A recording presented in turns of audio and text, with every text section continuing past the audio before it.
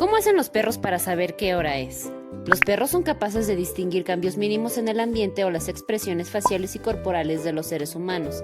Esto les permite ser tremendamente intuitivos. Seguro que esto te ha pasado alguna vez. Has tenido un mal día y por cualquier motivo te sale todo mal. Llegas tarde a tus citas y sobre todo las citas que tienes con tu perro. Me refiero a la comida, los paseos, los juegos, etc. Pero él sabe perfectamente que le debes algo. Se dedica a rascarte, perseguirte, ladrarte, aullarte, lo que sea. Él sabe que es la hora de comer o es la hora de pasear, etcétera, etcétera. Incluso cuando sus rutinas no son demasiado estables. Sorprendente, ¿no es así?